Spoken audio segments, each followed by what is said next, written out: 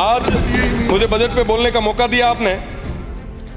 मैं अपनी बात की शुरुआत मेरे क्षेत्र के एक छोटे से गांव पादरिया से करना चाहूंगा। मैं उस गांव की बात कर रहा हूं जहां का हर दूसरा सदस्य आज के समय में फ्लोराइड पानी की वजह से दिव्यांग है।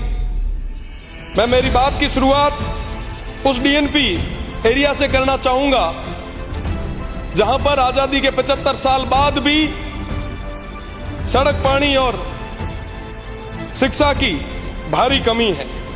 मैं मेरी बात की शुरुआत उन तमाम पशुपालकों को याद करते हुए करूंगा जिन्हें अभी तक किसी तरीके की कोई चिकित्सा सहायता नहीं मिली, पशुओं के इलाज की कोई व्यवस्था नहीं हुई।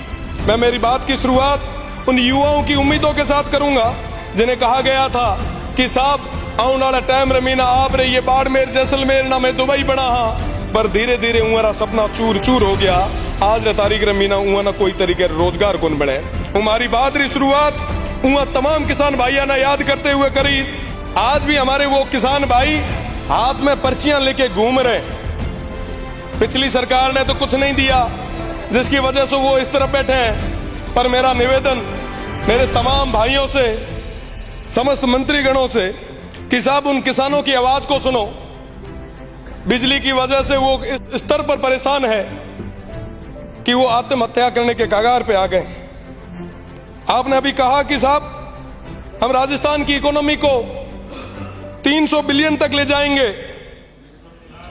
350 बड़े भूल गए जो ऐड कर दा डॉलर और लगाओ 350 बिलियन डॉलर।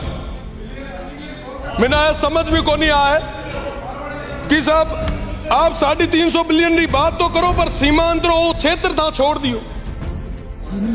इस बार के बजट में मैंने तमाम वो मांगे रखी, प्रदेश की सरकार के आगे रखी। इन्होंने सुझाव मांगे, भर भर के सुझाव मैंने भेजे, पर एक भी जगह बजट में शिव विधानसभा का नाम नहीं डाला गया। मेरे शिव विधानसभा की तमाम उन जनता ने पूछा, उन भाइयों ने पूछा, उन बुजुर्गों ने पूछा कि साहब क्या हुआ, शिव का नाम क्यों नहीं आया। मैंने कहा साहब यहाँ ना बड़ो दौर लागो कि यहाँ पे एमपी रो चुनाव लड़े आया। मैं आपसे ही था, मैं कोई और नहीं था, कहीं और से नहीं आया था। कोई अगर रीस हुआ तो मारे हम काटो, मारे हुए लोगों कहीं कौन बिगाड़ी।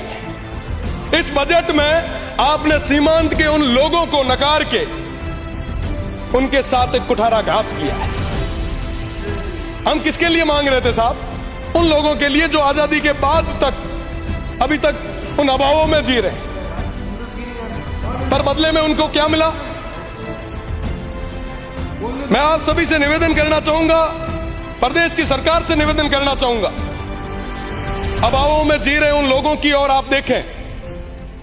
देश मजबूत तब होगा, बॉर्डर मजबूत जब होगा जब वो सीमांत के क्षेत्र के लोग वो मजबूत होंगे। उन युवाओं को रोजगार मिलेगा, उन किसान भाइयों को बिजली मिलेगी, चिकित्सा मिलेगी। पर साहब आज के समय में कोई बात करने के लिए कोई तैयार नहीं। साहब कोई भी अगर बात है, कोई भी चीज है, आप हमसे करें। उन सीमांत के लोगों को किसी भी चीज की कोई सजा ना दे। 2-4 बार आपने सीटी बजाई है।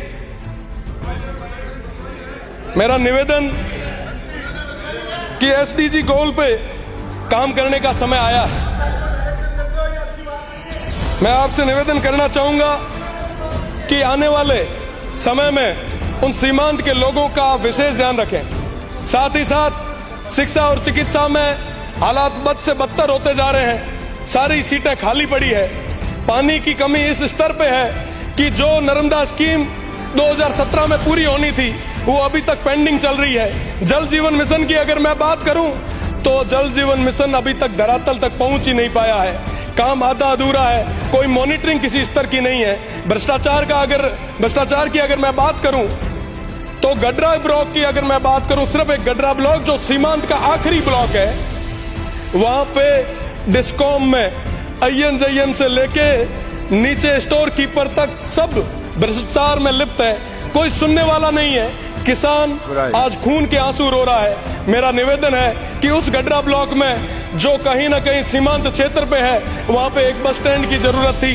मैंने कई बार आपकी सरकार से निवेदन किया कि वो देश का आखिरी बस स्टैंड है, आप बनवाएं। छोटी छोटी चीजें हमारे वो जो लोग हैं वो मांग रहे थे, पर आप वर्तमान के इस बजट में दे नहीं पाए।